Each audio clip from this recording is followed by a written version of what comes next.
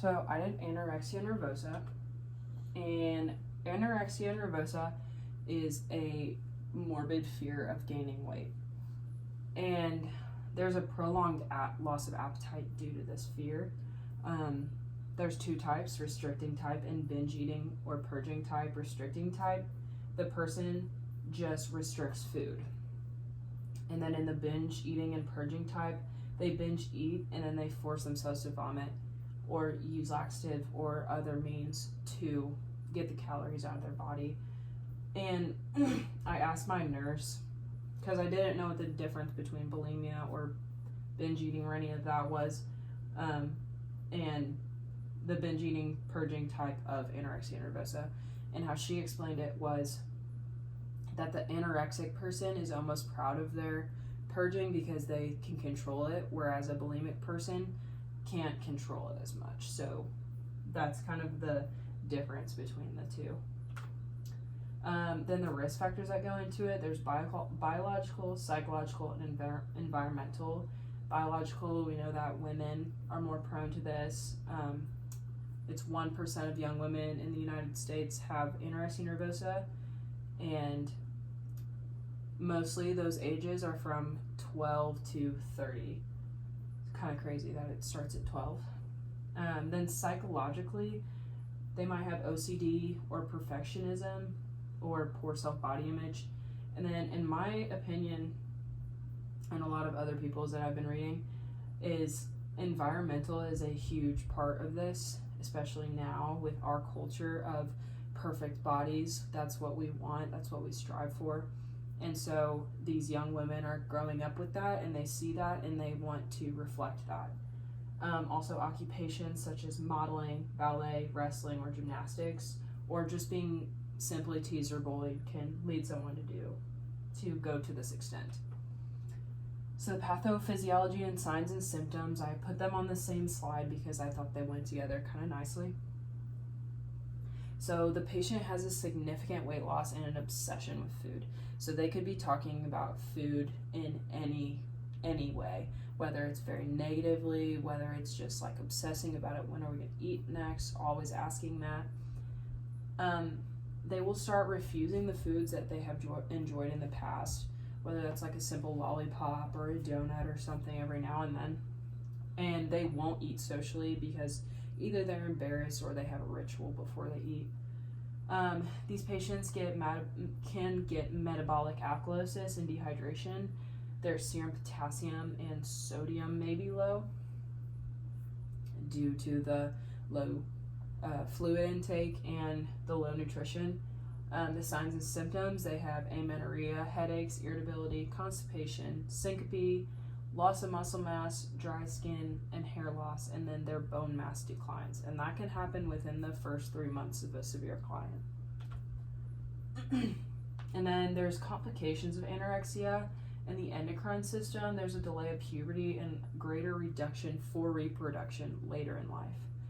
And neurocognitively, there's a permanent change in their functioning because brain or white matter may be declining because of low nutrition. Cardiac, there's left ventricle atrophy and prolonged QT intervals, which then lead to dysrhythmias and sudden death if not taken care of. GI-wise, dysphagia, slow gastric emptying, and chronic constipation. Renal insufficiency due to fluid restriction, pyuria, proteinuria, and hematuria, and that's also due to low fluid intake. Dermatological, this is a big one. We see psoriasis, Laguna-like body hair, hair loss, yellowing of skin, acne, and acrocyanosis. And then for diagnosis, I have this severity rating up here, and lower than a 15 BMI is severely anorexic. But I will send you my presentation, and it has it all lined out here. But this is just for the BMI. And then there's 3 other different diagnosis criteria. There's a restriction of energy intake, which results in significantly low body weight. The individual has an intense fear of gaining weight or becoming fat, and then has a persistent behavior to prevent from becoming fat. And that's even though they're already at this low body weight. And then they have a severe disturbance in body image. And then the treatment we look at is mostly therapy. So behavior modification is a huge thing in anorexia nervosa. The goal is to make sure that the patient understands that they are in control. And we do this through privileges based on weight gain type system. So positive reinforcement for gaining weight. So something as simple as you get your phone an extra hour a week if you gain 1 pound a week, or something along those lines. And that is usually done through a contract between the patient and the nurse. And then there is individual therapy, and the goal is to resolve personal issues to have better coping or strategies for stress. And this helps them with underlying disorders of their anorexia. So whether that be the OCD or the perfectionism or depression or whatever is eating at them to want to do this, to not eat, then that's what we do individual therapy for. And then family therapy is just for educating the family members so that they know what's going on in their family member's life. And then psychopharmacology, there's no medication specifically for anorexia nervosa, but there's medications for underlying symptoms. So fluoxetine and clomipramine are good for anorexia nervosa combined with depression. Cyproheptadine is used for an appetite stimulant. Chlorpromazine is an antipsychotic, but it's used for specific clients that they think it'll work for. And olanzapine can help the client also gain weight. And then nursing management, I use my 2 journals. This was about patient care specifically, and what it says is pretty much taking care of the client's food and electrolyte balances, improving nutrition status, monitoring physical activity, monitoring weight and vitals, and recording fluid and food intake and output.